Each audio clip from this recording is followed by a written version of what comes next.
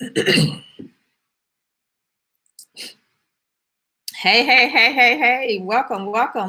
Come on in. Hello. Good afternoon. Welcome to the lunchtime contractors chat. Come on in. Welcome. You know the drill. Let me know where you're joining. My hair is sticking up. Let me know where you guys are joining from and who you are, where you're joining from. Let me know who you are, where you're joining from. Welcome. This is your lunchtime contractors chat. We have it here every Tuesday, 12:30 Central Standard Time. With me, I am your host of this channel, Felicia Streeter. And you can find me over at FeliciaStreeter.com, where I help small businesses and contracting companies win contracts with the government. All right, so come on in. Let me know who you are, where you're joining from. Hey, Stephanie. Hey. Stephanie's in the Contractors Edge Bootcamp, and she is rocking it. That girl is on fire. Hey. Yep, Stephanie's joining us from Houston, Texas. I see more of you guys here. Let me know who you are, where you're joining from. Come on in. Let me know. All right. And here's the thing. I chose this topic today because I think it's timely. I had something else in mind, but with everything that's transpired in the last week, I switched the topic to cover this today because depending on where you're at, things are starting to open up. So I wanted to address that and just make sure you guys are not getting ready, but that you are ready when the opportunity presents itself. Okay, so that's what we're going to be talking about today. We're going to have a conversation.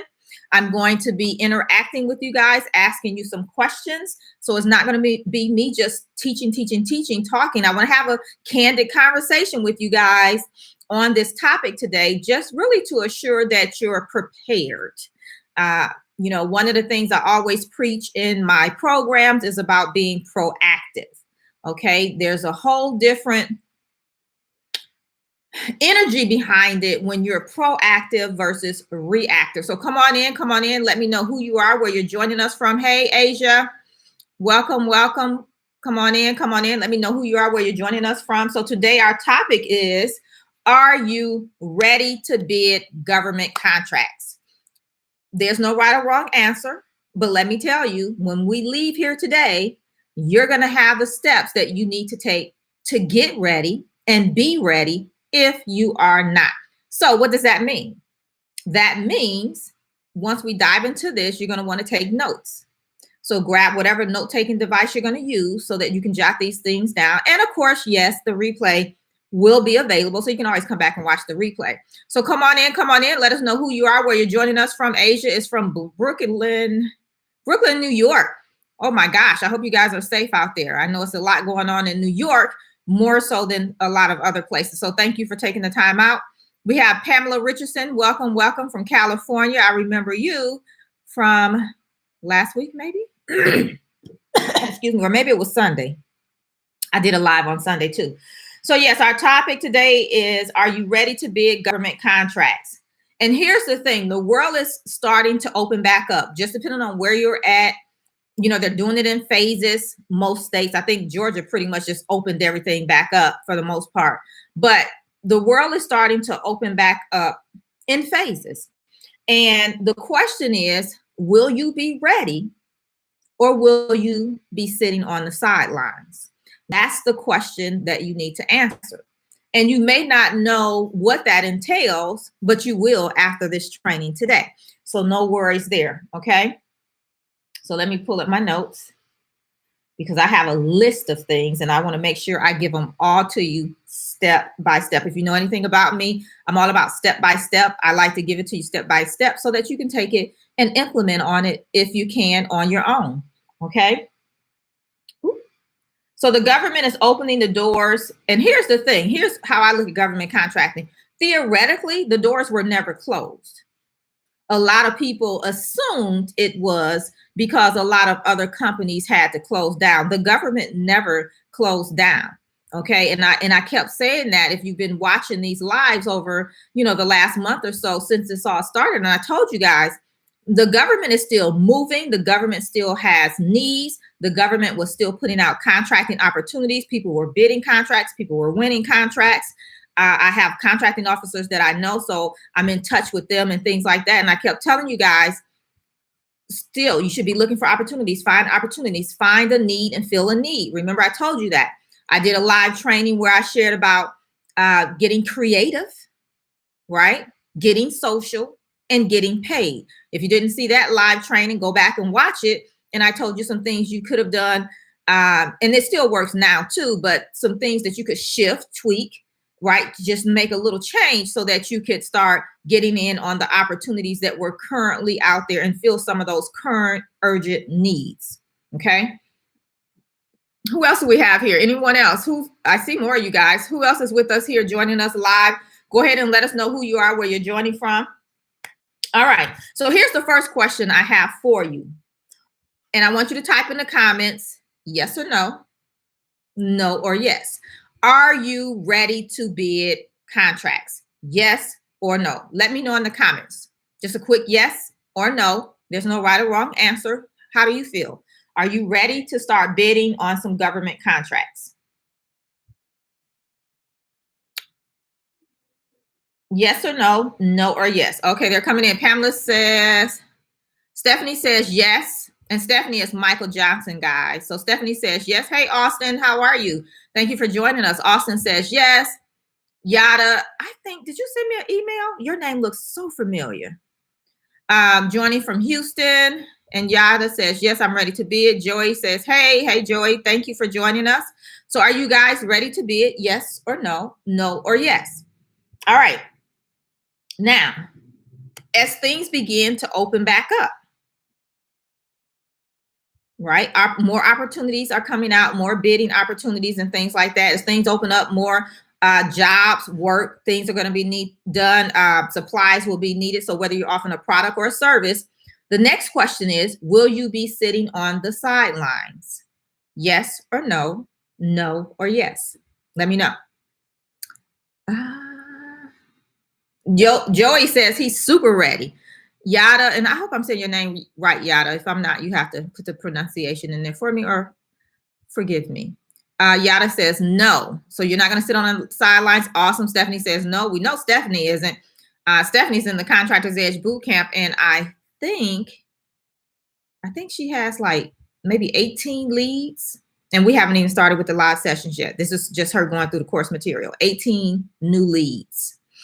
So we know you're ready. Austin says, nope, no sitting on the sideline for him. Asia says, not ready, but getting ready. Awesome. And that's great, Asia. And I thank you for sharing that and being transparent with us, because you need to know where you're at all times. And some of the things I'm getting ready to share with you guys, you need to know where you're at in that position as well, so that you can facilitate taking the right action steps as you're going about your government contracting journey. So thank you for sharing that and being transparent. Pamela says, yes. Latanya, hey. Don't we have a call after this? Your name looks familiar. So you're joining from Arkansas. Welcome. Thank you for joining us. Yes. All right, awesome. Great. Okay. So at least you know where you're at. You always have to be aware in your business. You need to know where you're at, and some of the things I'm going to cover here momentarily. So get your pencil and paper ready. You need to be aware of these things. Okay. So here's the thing. You don't want to get ready. I want you to be ready. Okay. Because when an opportunity presents itself, you can't be in the phase of getting ready because it's too late. You don't have enough time to get ready. You have to be ready. Okay, so it's all about being proactive. And those of you that are still joining us, if you haven't dropped who you are, where you're joining from, go ahead and let us know. Ooh. So let's talk about what it takes to be ready. Okay, that's what we're getting ready to dive into. So if you're taking notes, you're going to want to write this down. And if you're not taking notes, you're going to want to write this down. So let's dive in. So, and this is step by step, one behind the other. I'm laying it out for you. The first thing is you need to have your SAM registration done. If your desire is to do work with the federal government, their requirement is that you have a SAM registration done and active. It is required. We're talking about foundational things here, okay? So that's one place you want to be registered. Now, some of you, I know, you may say, well, you know what? In addition to federal, or I don't want to do federal yet, but I want to do city, within my local city, maybe within my state, within my county. I want to do some of those state, city, county projects. If that's the case, you need to register with the city, with your county, and with your state. Okay. So you can't think that the federal encompasses all government sectors, because it does not. So you have to register with those individually. Okay. Now, if you're thinking, okay, I'm going to be a subcontractor and work up under a prime contractor or even a larger subcontractor, they may also, in most cases, they do have some type of registration you need to do with them as well, just like you would do, at the state level, city, county, and federal level. So if you know you want to do some sub work up under a prime, this is a great opportunity to reach out to them and see what do you need to put in place so when an opportunity presents itself, you can actually be considered. They'll send you out the bid notice and that kind of thing, and ask for you to bid on that opportunity. Okay. Keep in mind, just like with the federal, it is a process. So you can't even go to a prime contractor and think, especially if they have a registration, vendor registration process, and think they're going to jump through some hoops because you waited to the last minute. And then it's like, oh my gosh, I want to bid this opportunity, but I'm not set up with you guys. Can you push my paperwork through? In most cases, it's not going to happen. And don't put yourself behind the 8 ball and in a position to even have to ask. Be proactive, know who, and I'm gonna get to this. I'm not gonna say it yet because I'm gonna put it step by step, but this information here will help you with the next steps that are coming up, okay? So you wanna be registered where you wanna do work. That was 1 and 2. The third thing you wanna do is apply for certifications. Now, I get asked this all the time, which certifications do I need? In general terms, I always say apply for all of the certifications for which you qualify, because really they're very low cost or no cost at all to get them. Okay. So that's one perspective. Apply for all certifications for which you qualify. Now, here's the thing. If you know enough about the government and certifications and things like that, you do know there are benefits to having the certifications. So you want to make sure you have them. So when the opportunity presents itself, you have the certifications that you need and for which you qualify. Here's what you don't want to have happen is you're looking at an opportunity and it's set aside, for example, for a woman-owned small business or a service-disabled veteran small business. And you know that is you, but you don't have the certification, meaning the paperwork in place to prove that. And so now you cannot be at that opportunity because you didn't do the paperwork and you were not proactive. So number 3 is certifications. Make sure you have your certifications. Now, that's all foundational stuff. Okay. After that, it's really about tactics and strategy. Most people can go out on their own and find that, okay, I need to, be in the SAM registration. Maybe state stuff, you'll find it, or being with a prime, you'll know to do vendor registration. That's hit or miss. It just depends on who's providing you with the information. And then certifications, most people know. Some people don't know about them and some do.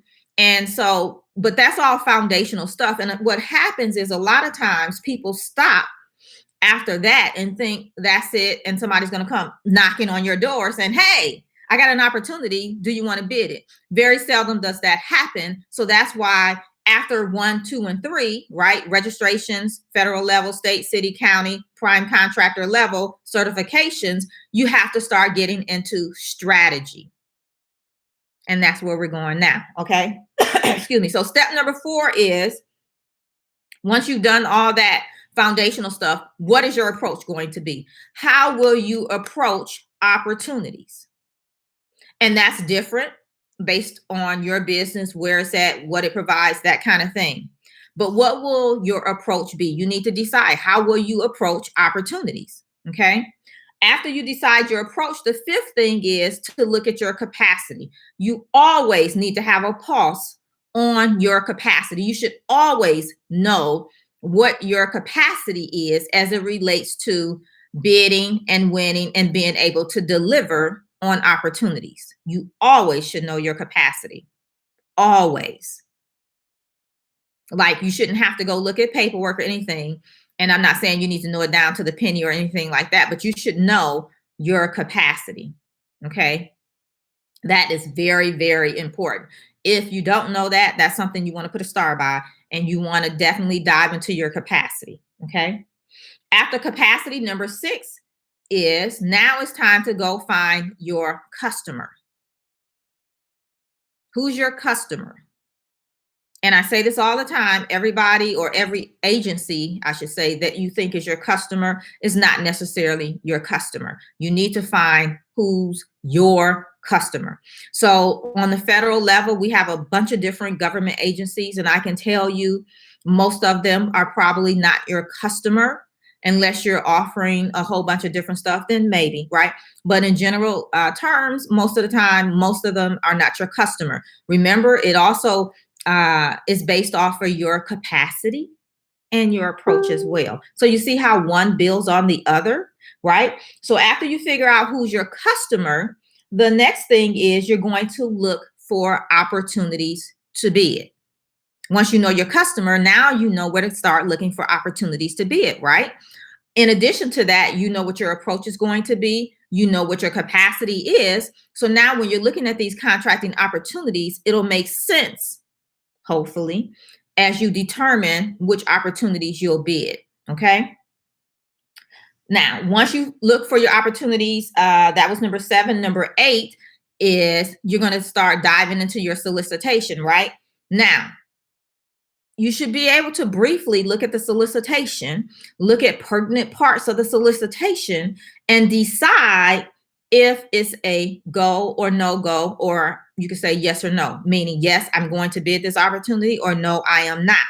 Again, that's going to help you in your decision when you know your approach and what your capacity is. Okay. So remember, step by step, this stuff is laid out in order. So you're going to dive into the solicitation. You'll pull out the requirements, right? Because you want to make sure you can meet those requirements, and you know, it's something that you can deliver on. And once you do that, number 9 is now you're going to work through your bid process, right? So, you know, that's the solicitation. How are you going to deliver, you know, whether you need to increase, expand capacity, whatever it looks like. But now you're going to work through your bid process, and you should have a bid process. Okay. You shouldn't be flying by the seat of your pants because you don't want to miss anything, because it can cost you on the bottom line. Okay. And so, you know, the profit you thought you would make, it could disappear really quickly. So you want to make sure you have a bid process in place. Number 9, that was number 9. Number 10, you want to then write your proposal, right? You had the solicitation, you broke it down, you pulled out the requirements, you have your bid process that you're going to work through, facilitating, getting all the information that you need. Now you're going to take everything and put it into your proposal, right? Once you complete your proposal, number 11 is you will submit the proposal, and you'll submit it however they tell you to. Sometimes it could be, they may say email it. They could say send it regular mail. They could say, send us 1 original and 2 copies. They could say send us, 1 original and 3 copies and put it on a thumb drive. So you have to be able to read the solicitation, pull out the requirements. And part of that is being able to decipher how they want you to submit. And let me just tell you, if it's late, they will not take it. Do you hear me? If it is late, they will not take it. So if they say we want it in our office by 2 p.m. Central Standard Time, April 28th, you better have it in there before then. A minute late is late, and they will not take it. Okay. So that's very, very important. And then, if you're awarded the contract, then the last step, number 12, is to deliver on your promise. Right? Deliver on your promise. So let's recap. Here's the steps again for you guys. Number one, you're going to do your SAM registration. That's at the federal level. Number two, you're going to do city, state, county, prime, contractor, those vendor registrations. You're going to do those if those are agencies and, companies you want to work with. So you'll do those accordingly. Number three, you're going to apply for all the certifications for which you qualify. Number four, you'll figure out what your approach will be. Number five, you're going to look at your capacity. You need to always have a pulse on your capacity. Number six, you're going to find your customer. Once you find your customer, number seven, you're going to start looking for opportunities to bid. Number eight, you're going to dive into the solicitation, break it down, pull out the requirements after you do a quick check to make sure it's either a yes or no. Because if it's a no, and the solicitation is not a good fit for you, then you wouldn't go through the rest of the steps. You go find another one, right? But once it is, you say yes, then you're going to proceed to number 9, which is working through your bid process with the solicitation. Number 10, writing the proposal. Number 11, you're going to submit, wait for the response, whether you want it or not. And if you did, number 12, you will deliver on your promise, meaning deliver on the solicitation, what the scope of work was, what you said you would do. Okay. Now, I've laid this out for you. These are the steps. Now, sometimes within the steps, there may be other things that you need to do. That's a given, right? But you do have the steps of what you need to take to get from just getting started, wherever you're in the process. And here's the thing, I gave you all the steps. If you've already did your registration, you have your certifications, then you're going to start with number 4, right? You start where you're at. It's not like you have to go back from the top because that was number 1 and you've already done that.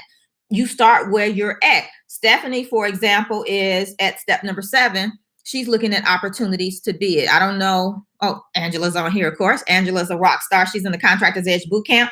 Angela's at the step as well where she's looking for opportunities to bid. And here's the thing. This is all laid out for you guys in the Contractors Edge Bootcamp. And what these ladies have done, and I don't see some of my guys on here, but what these ladies have done is they signed up for the boot camp, they got the training material, and they dived right in. And so they're getting results already, okay? And I'm so excited about this. You're going to see something about this on social media today, but tomorrow we're starting with the live sessions. And we're starting with, guess what? Number 7, we're going to start looking for opportunities to bid. Now, there's a couple other things we're going to, of course, cover within that, so no worries. But that's where we're starting tomorrow with finding opportunities to bid, because the objective of the Contractors Edge Bootcamp is to get your first bid done over the next 4 weeks. We are moving and shaking in there, taking action and making it happen. And so all of this is covered inside the Contractors Edge Bootcamp. If you guys, any of you that have not joined us, if you want to join us, you can. It's over at FeliciaStreeter.com. And I'll put that over here in the link or in the comments. So we're going to open it up for Q&A. I always do that. So if you have any questions and you want to ask some questions, go ahead, pop those over in the comments and I'll answer a few questions and then we will move on. But let me put the link. Go ahead. And if you have any questions, hey, Lakeisha Cloud, she's in the boot camp. Hey. We have Elizabeth. Hey, Elizabeth says she's at step number 10. You're writing a proposal. Awesome. Elizabeth is from Macon, Georgia. All right. I used to live in Hinesville. Have you heard of Hinesville? You may have because it's Fort Stewart, but yeah, Hinesville. I know. I don't need to say anything else, do I? I've heard it's grown since I've been there. I haven't been there, lived there since 2004. So here's the link to the boot camp. Let me see. Go ahead and pop your questions in, and I'm just going to scroll up and see if I missed anybody to say hello to. Latanya's waiting on her cage code. Awesome. And here's the thing. I didn't say this either. No matter where you're at in the process, there's never a place or space where you're sitting just waiting as if there's nothing to do. There's always work to be done. Always. Your approach will dictate some of the things that you will do, but there's always work to be done. Okay. Go ahead and pop your questions in. I'm here for you. Let's see. Yeah, Latanya. So we're meeting at 1. So as soon as we hang up from this, it's me and you, girl. All right. Mr. Youngblood, I remember you. Hey. says, good morning, Queen. I remember you from a while ago. Awesome. And then Angela, hello. Looking forward to having you tomorrow. Joey, this is where I'm at. Okay, awesome. So Joey, you have steps now. Let's see. Elizabeth says, I'm freaking out. Don't freak out. Really, you just may need some support. So you should check out the boot camp. Okay, let's get that proposal done together. Because in the boot camp, we're doing it together. Like, you're not going to be left hanging. We're going through this together. And yeah. And just so you guys know, let me see. Tomorrow, we're covering finding opportunities. And then next week, we're going to do the bid process, I think, or solicitations. One of the two. They're coming up like that. And then we're going to cover the proposal. But it's laid out on the website. You'll see it. So don't freak out, Elizabeth. There is support if you want it. Hey, Nolan. Hey. Didn't get to say hello to you. Thank you for joining us. After registering in SAM, do you have to send a notarized letter as a new SAM registrant? Yes, they have been requesting that. Now, I haven't been back on there since the COVID-19 because now, you got to go out to the bank and that kind of thing to get it notarized. So I don't know if they put some temporary changes in place because of that. Because I do know, I want to say my SAM registration was due to expire in April. And so they gave me a 60-day extension to renew my SAM registration. So, and I didn't look at it any further than that. So it's possible. But ideally, yes, we would have to send a notarized letter. And you just basically go to your bank, have them notarize it. And you have to put it on your company letterhead, that kind of thing. So Mr. Youngblood says, I'm an electrician. Are there contracts for me? Yes. Or do I need my contractor's license? Sometimes as an electrician, you're playing with voltage, right? And so depending on what you're doing as an electrician, yes, you may have to be licensed in your state. So, and you should know more about that just based off of what you're doing and that kind of thing. But yeah, on my contracts, a lot of times we can have electricians do a lot of work on federal. This is federal, okay? Federal ground is different than state ground, okay? But if we have to connect something to the pole, we have to have someone licensed in that state to do that. So I hope that helps answer your question. Elizabeth says, proposal is due May 5th. Should I still join? Girl, that's next week.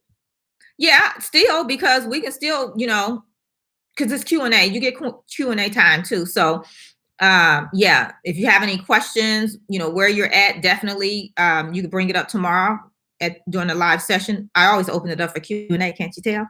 So yeah. Mr. Youngblood said, yes, you have a great memory. Yes, I do. And Angela says they didn't request a notary from me when I registered. It was not even mentioned. And I've heard that a couple times. So yeah. And like I said, it's probably because of the shelter in place, that kind of thing. And they may, say it's more difficult, which I don't know why they did it in the first place, but whatever, because a year or so ago, we didn't have to do that. But they're always changing stuff, right? It's the government.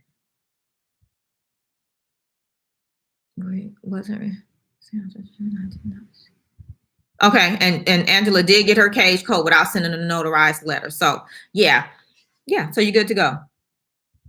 Yeah, and just check it. I mean, it'll tell you as you're doing your SAM registration, so no problems there. All right, well, we're going to go ahead and wrap this up. I definitely appreciate you guys. If you have any final questions, pop them in now. Taking the time out to join us here today. Again, if you want to join us for the boot camp, all of the steps that I gave you today is covered inside of the boot camp. If you want help, like my help, in getting your first bid done fast over the next 4 weeks, definitely join us. And I'm not saying it's going to take you the full 4 weeks. We just have the topics laid out. If you have an opportunity that's due May 5th, May 13th, May whatever, bring it on in. Let's work on it so that you can get some support in getting your first bid done. Okay.